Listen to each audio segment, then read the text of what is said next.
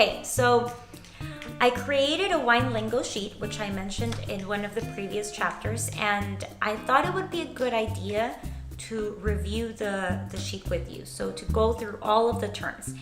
If you don't feel like going through all of the terms with me reading them to you, don't worry. You have this in your resources section, so you can print it out, have it with you handy, but I think it is important for me to at least go through them one time and then have you print it and go through the course with that sheet by you. Okay, so wine lingo sheet. I divided it in several sections to make it a little bit easier for you. We are going to start with the wine handling section. The term appellation. Appellation is a legally defined and protected geographical indication used to identify where the grapes of a wine were grown. Blend. Blend refers to the grape varieties used to produce a specific wine. Chaptalization. This is the process of adding sugar to unfermented grape must. Grape must is juice and pomace, which has the skins and the seeds in it.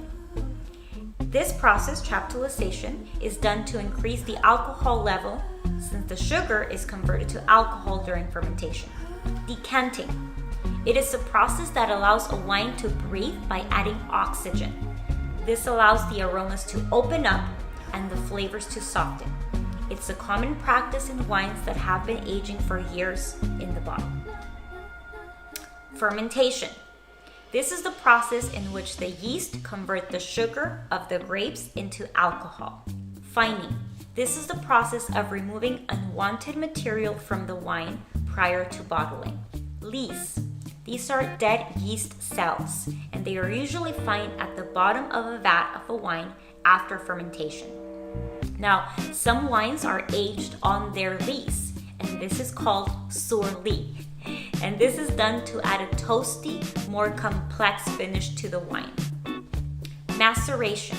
This is the process of leaving the grape juice in contact with the skins and seeds so that the juice can extract more tannins and flavor.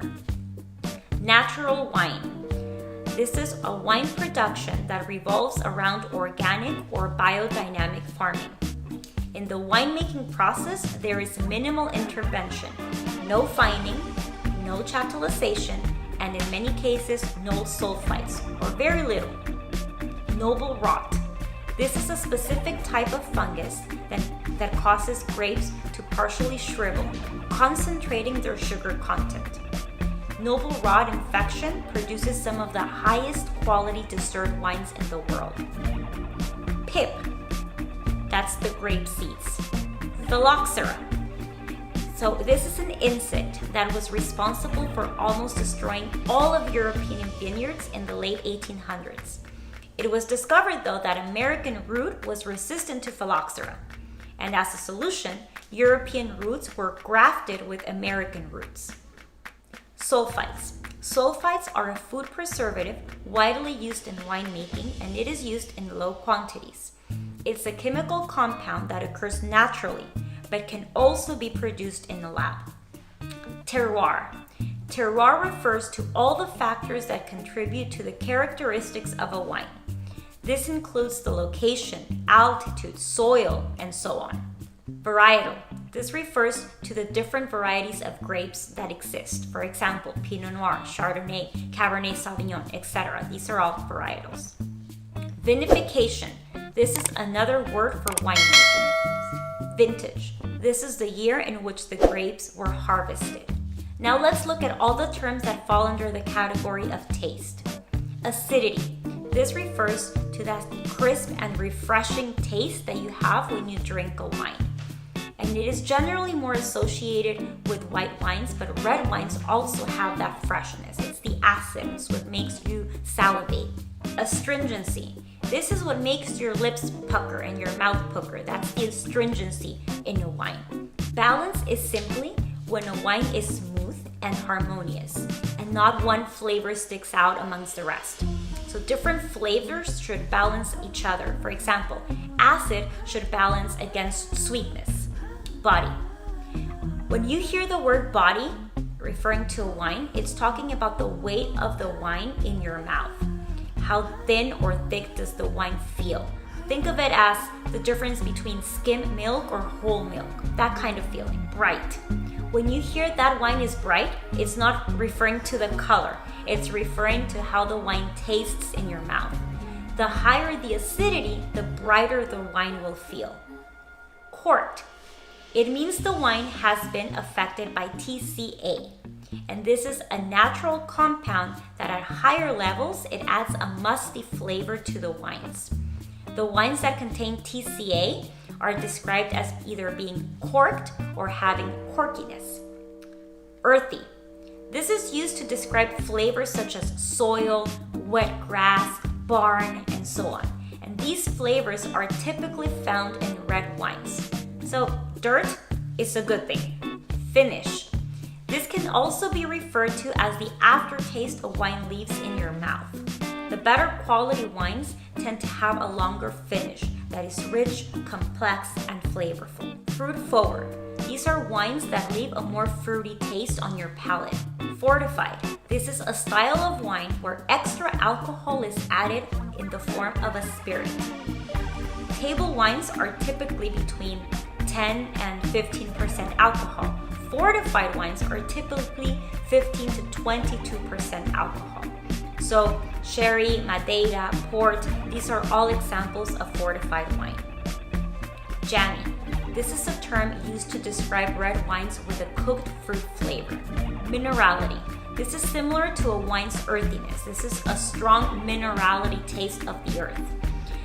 Minerality typically refers to the flavor of stones. So think of earthiness as dirt and minerality as stones.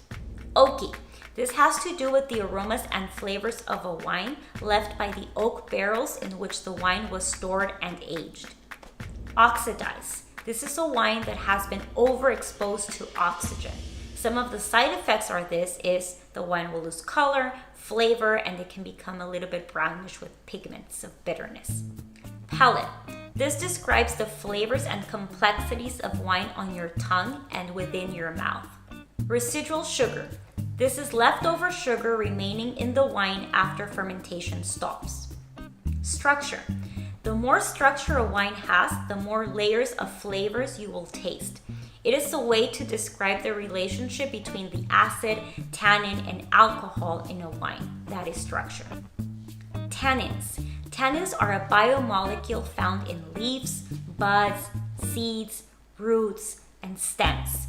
Tannins add structure to the wine's taste. They are primarily found in red wine as the juice spends more time in contact with all of these elements, including the skin, which is a huge one.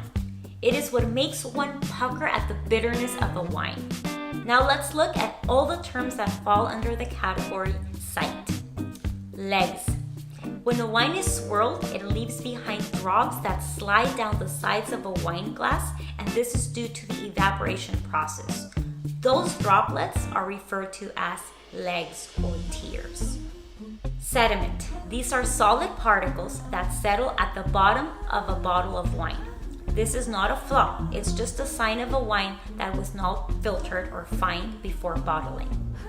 Now let's look at the categories under smell. Aroma. This refers to the overall smell of the wine. The aromas come naturally from the grape or vinification process. The aromas are not added to a wine. So when you hear this wine smells like chocolate, this wine smells like pepper, nobody physically added pepper or chocolate to the wine. These are characteristics that the grape itself develops. Bouquet. Another way of expressing the aroma or smell of a wine. Okay, I know these were a lot of terms, and that's why I highly encourage you to print the wine lingo sheet, have it by your side, use it as a reference, and I think it will be very helpful. I think it will come in very handy.